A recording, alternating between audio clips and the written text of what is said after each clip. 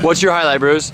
I think it kicked out. What? You didn't get kicked out. Good answer. What about you? My favorite part was the hill climb coming out of the spectator spot. Yeah. Oh yeah. Actually, yeah, I could change mine to that too. I've never been so proud. Too late. You can't change your answer. Never been so proud of the elite. That's awesome.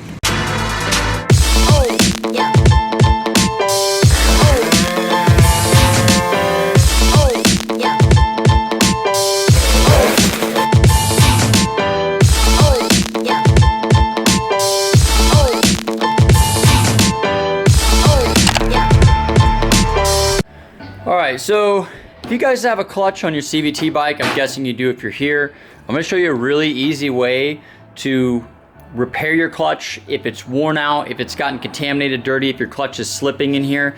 I'm going to show you a really easy way. It's free. If you have the tools, it'll take you about 15 minutes to do, and you can drastically improve your clutch engagement on your bike. So the first thing you have to do, obviously on your bike, is you need to get your clutch off. What that entails is taking off your CVT cover on the side of the bike. This is located in the back. You've got a nut here, you pop this nut off, and then you're gonna have a clutch and pulley. You pull that whole clutch and pulley assembly off, there's gonna be a nut here. Undo this nut, your clutch comes off. Once you get your clutch off, you're gonna take a peek at the pads. See how these are all glazed over and crusty? What's happening is, a lot of times you'll see heat in this belt too. This heat is because that your pads are slipping inside here. If you look at the surface where your pads are touching, you can see it's glazed over. That's not what you want. I've actually had people on forums say, I polished the inside of my clutch belt, it runs much better. That couldn't be any more from true, because it's just gonna spin and spin and spin. Same theory as a slipping clutch in your car. This needs to have, you don't want this glossy, it can't be contaminated, it can't be dirty. I take brake cleaner, I do it a few times, I take brake cleaner, and what you're gonna do is wear gloves, spray off all these pads. You're gonna spray all these pads off here, which that's gonna help get it off any oil, gas, contaminant, whatever. It'll help get that stuff off these pads. And you wanna use non-chlorinated brake cleaner. And then what you're gonna do is get yourself some emery cloth, nothing too crazy. And I just scuff these pads up here. What that does is that breaks down the junk that's on the surface. You don't wanna use anything, you don't want to use something too coarse or too fine. Just kind of work this back and forth, and you're just going to break down that stuff on the surface so you can see it coming off. You can already see one compared to the other. This is just burnt, glazed over, burnt clutch material. So just going to take it, just kind of work it, and just get a lot of this junk off your pads.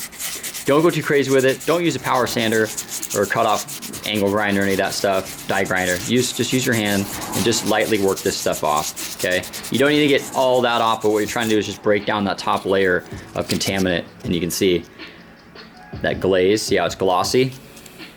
Not glossy anymore. You can see a little bit there, but you're trying to get rid of that because you're trying to get this clutch to bite better. This is something I would consider would be normal maintenance on a bike. After X amount of miles, depending on how hard you use it, you'll feel it. They'll start to slip. I had a customer come in here and say, hey, I have a Honda Spree. The clutch is doing this. It's slipping. What do I do? I could have told him, sorry, you can't do anything about it. You need a new product. Let me sell you something. Instead, I told him this is what you do. You clean it up. He's a do-it-yourselfer. And he wrote us an email saying he was extremely grateful, super happy and appreciative because it took him a half an hour and his bike grabs way better now. Once I've got that stuff broke off, once you have this material cleared off the top, you can kind of see the original clutch pads coming through. I do the same thing to this belt. What you're trying to do is you're trying to get rid of that super glossy, and this definitely takes more time. What I do with this is I kind of roll it around.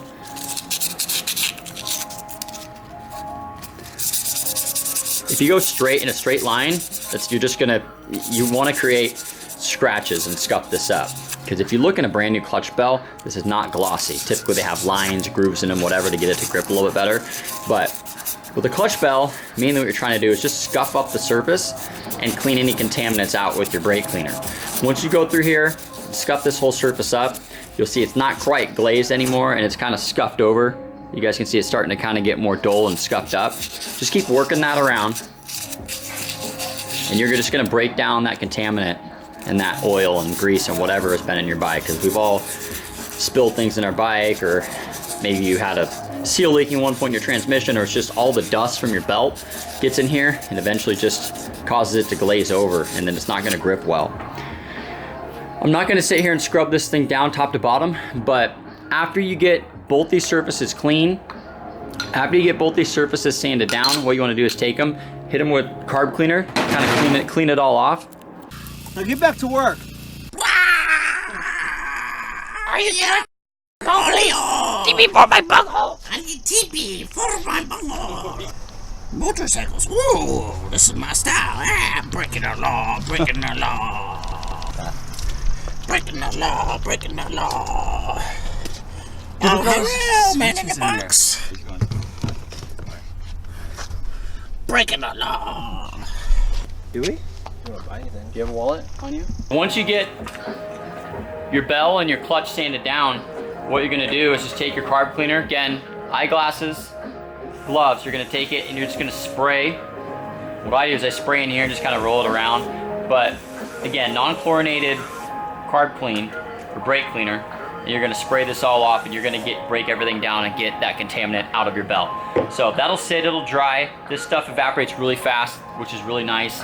And you're gonna take it, just do the same thing to your clutch. You can see as I spray it, see all this darkness running down and the nasty stuff coming off? That's getting all the contaminants out of these pads here. Once you get this all cleaned off,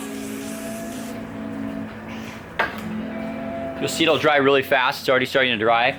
Once you get this all cleaned off and everything's dry, clutch bell's already dry, you're gonna take it and you're gonna put it back in your bike. And what you're gonna notice is your clutch, when you accelerate, typically you've got some slip in here on a clutch that's worn out or a clutch that's glazed over. And once you put this back together, you're gonna notice it's gonna grab faster, grab stronger, and you're not gonna have that kind of boggy, mushy feel in the bottom.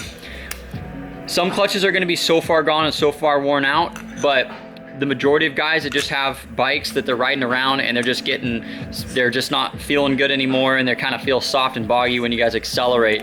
Check this, because this is a really easy, free fix that could take 15-20 minutes and completely change the way your bike runs.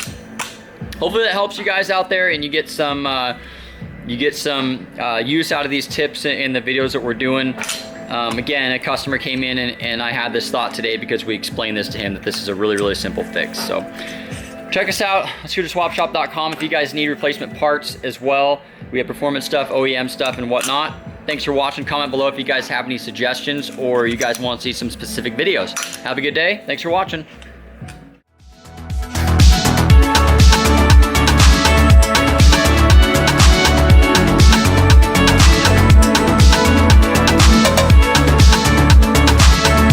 What's your interpretation of what this bike is? Give us a little bit of history on this here. Oh, here we got the Team Oliver down low special edition. We have the smooth NASA tires. These were actually developed on the moon, endorsed by Neil Armstrong for their aerodynamic, anti-gravity properties. Actually, there's helium in here. Picked it up from Jaw. There's helium in these tires, so it floats just a little further off the track. Built in 1942. It was actually one of the first motorcycles used in the war, and it helped us win the war. So, go America! Okay. Both of these bikes fought against each other. We obviously, America prevailed, and thank goodness for that, because here we are today, because of this bike right here.